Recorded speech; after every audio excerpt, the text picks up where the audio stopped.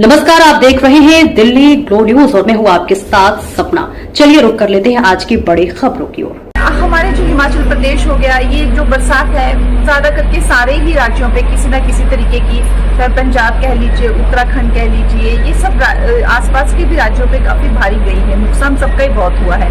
हिमाचल प्रदेश में खासकर बहुत निराशाजनक सिचुएशन है, क्योंकि वहां पर अगर आप देखें NHAI का जो है वो काम पूरे युद्ध स्तर पर हो रहा है। उन्होंने रातों रात जो है जैसे कैसे जो है कनेक्टिविटी ला दी, लेकिन जो लिंक रोड है और जो राजमार्ग है उनकी बहुत दुर्दशा है। वहां से मलबा तक नहीं उठा हुआ है। तो मैंने अभी मुख्यमंत्री जी को भी वहां पे हिमाचल में जो एक लेटर लिखा है, विक्रमादित्य को भी मैंने लेटर लिखा है, वो PWD मिनिस्टर है। एक शर्मनाक जो है ये एक मुझे लगता है हमें एक टीम बनकर अब जो है लोगों को इस आपदा से निकालना चाहिए। अभी वहां पर मैंने खुद वहां जाके भी आपको बताया था वीडियो की, मलबा तक नहीं उठाया, चट्टाने गिरी, वो उठाया नहीं है। तो आई थिंक कहीं ना कहीं लोग भी हताश हैं, निराश हैं उनसे। मैम, मंडी आपकी जो कॉन्स्टिट्यूएंसी है सबसे ज्यादा प्रॉब्लम हमेशा आती है, तो उसका लॉन्ग टर्म सोल्यूशन है कुछ? देखिए, मंडी में जो है वो ट्राइबल एरिया ही है। 70% almost 65 to 70% Himachal Mandi area में ही आता है। तो ऐसा लगता है कि मंडी में सब हो रहा है। और आप देखिए, वो हमारे हिमाचल में कहावत है ना, कहाँ भरमौर और कहाँ पांगी, मतलब इतने दूर दूर है। तो भरमौर भी मेरे ही उसमें है, रामपुर भी, शिमला का ट्राइबल एरिया भी मंडी में ही है, चंबा का ट्राइबल एरिया जो भारद्वाज जी की जो है डिस्ट्रिक्ट, उसका ट्राइबल एरिया भी मेरे ही कॉन्स्टिट्यूंसी में है, मेरा खुद का ट्राइबल एरिया मेरे कॉन्स्टिट्यूंसी में।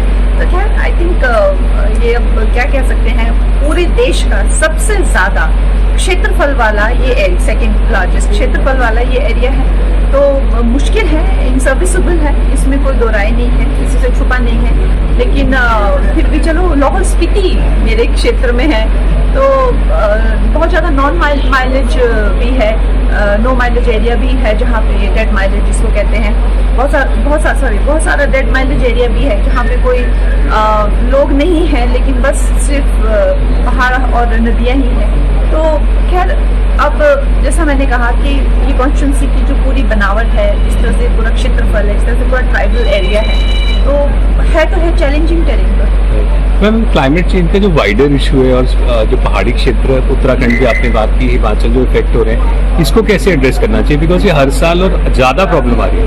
जी, देखिए, आगे गोइंग फॉरवर्ड हमारा जो, मैंने वहाँ पे बैठ कर लोग अपने जो भी लोकल जनप्रतिनिधि है उनसे भी बात की कि एक होलिस्टिक अप्रोच होनी चाहिए, कि सिर्फ ये टूट रहा है हम इसको डंगा दे दें, टूट रहा है डंगा दे दें, ये एक अप्रोच से हम आगे नहीं बढ़ सकते हैं। सबसे पहले तो हमारा ग्रीन कवर, जो जिस तरह की ट्रीज वहाँ पे उगते हैं, देवदार के, उनका क्या विशालकाय होती है, उनकी जड़ें कितनी होती हैं। एक तो सबसे पहले ट्री कवर, वहाँ पे कितनी ज़्यादा तस्करी लड़कियों की स्मगलिंग हो रही है, एक वो सबसे बड़ा चैलेंज है।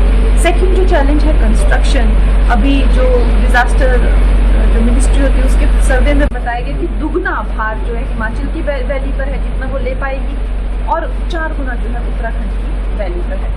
तो चैलेंजेस हर तरह से हैं। रेगुलेशंस वहाँ पे है नहीं कोई किसी तरह की, और लोग जो हैं जहाँ जहाँ मन करता है वहाँ चाहे वो नदी के किनारे हो, चाहे कुछ।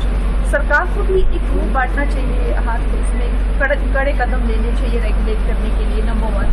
नंबर 2 जो है, जन जन को जुड़ना पड़ेगा। चाहे एक पेड़, प्रधानमंत्री जी तो कर रहे हैं ना, बहुत कितना कर रहे हैं, वो एक पेड़ माँ के नाम, हम लोग भी कितना कर, लेकिन जनसाधारण को कितना जुड़ता है इन योजनाओं से, वो भी फर्क पड़ता है।